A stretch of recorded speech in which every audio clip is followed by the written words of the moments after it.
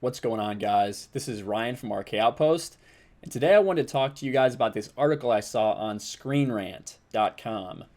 And uh, I was a little upset when I saw it, not like triggered or anything, but just I didn't quite understand the headline. So, how Star Wars 9 can avoid the Boba Fett problem. And the reason that I didn't like that headline, kind of what made me click, is because I love Boba Fett.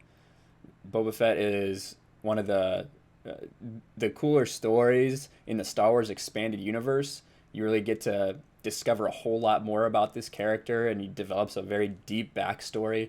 I think you guys can see right here. I've got this. I've got this painted picture of Boba Fett hanging up behind me. Um, that I really like, and I got a special mat for it and framed it. But he's a really cool character to me. So let's get into why Screen Rant thinks that Boba Fett's a problem. So Star Wars 9 is introducing Zori Bliss. So this character right here, played by Kerry Russell, another rogue character with a cool costume, and it can avoid repeating Star Wars saga's Boba Fett problem. Not a lot's known about Russell's role, but the comparisons to Boba Fett are inevitable, yet something the film needs to move beyond. Boba Fett became a huge fan favorite when he was introduced in The Empire Strikes Back, but he's also been subject to a lot of debate among fans too because, well, he doesn't actually do all that much. He does track down Han Solo, which no one else can seem to do, so there is that. While he looks undeniably awesome, his role is somewhat limited, with most of his prowess as a bounty hunter implied through his interaction with Darth Vader rather than explicitly told in the story itself. Before long, he's being unceremoniously and rather hilarious killed by Han Solo, accidentally knocking him into the mouth of the Sarlacc, which isn't exactly a fitting end for such a supposedly powerful character. Okay. Star Wars prequels don't help. Showing him as a little boy. They talk a little bit about Darth Maul here. It's been made worse in Disney's sequel trilogy with Captain Phasma, who, despite having such a good actress in the role, has been wasted in 2 movies so far and been turned into a running joke about how many times she can be killed off and brought back. Zori Bliss is potentially the latest of these characters. She isn't going to be a main character in Star Wars 9, has a great actress playing her, a superb costume, but Star Wars 9 can avoid this mistake. So, what irritates me is this Boba Fett problem, the fact that this guy doesn't have a lot to do in the movies and doesn't do a whole lot in the movies, yet is still one of the fan favorite characters and a person that people were clamoring to know more about, is why Boba Fett is not a problem to me. That is something you want. If I were Lucasfilm, I would want people to really care about a character who only had 4 lines in the previous movie and wasn't even named, because that was Boba Fett in Empire Strikes Back, right? Boba Fett only had 4 lines. They never said the words Boba Fett originally in Empire Strikes Back, but people loved him as a character, and it led to a bunch of other stories in the Star Wars expanded universe about him.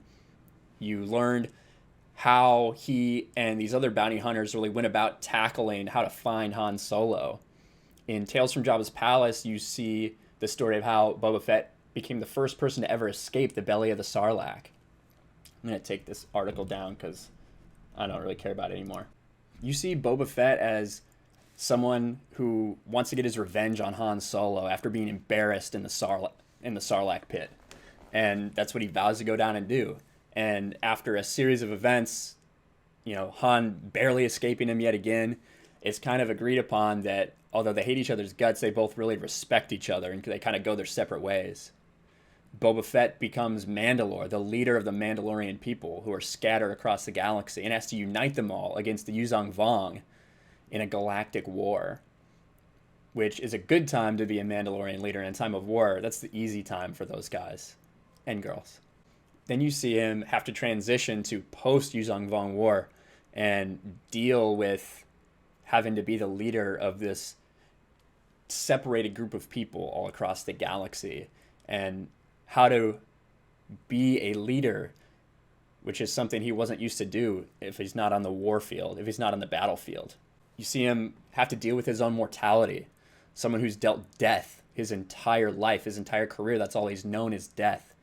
And he has to deal with the fact that he might be dying, and what legacy is he going to leave behind. and he finds out that he still has family out there, and he wants to resolve all of that before he goes. And it turns out that he finds a way that he can still live, and he continues this relationship with his family, even though it's a struggle. It's not the typical love that we're used to seeing, this loving family, but it is love. We see him help train Jaina Solo, the Sword of the Jedi, in the ways of Mandalorian battle, to bring something to the table that her brother Jason Solo isn't expecting when they have a final face-off. That to me is what you want from these characters, is someone that starts with a small role, but people are so invested in it that it blossoms to these hundreds of stories, be they comics or young adult novels or actual novels, about this one guy who wasn't even named. So if you're Lucasfilm, and if you're, I guess, not Lucasfilm, but Screenrant is one that wrote this article, the Boba Fett problem is one you want to have. It's not the Captain Phasma problem. Captain Phasma was marketed as a big part of this sequel trilogy. They, brought her out there and said, ooh, she's going to be the first female villain in Star Wars, and you should really care about her because of that. And then we see what we got.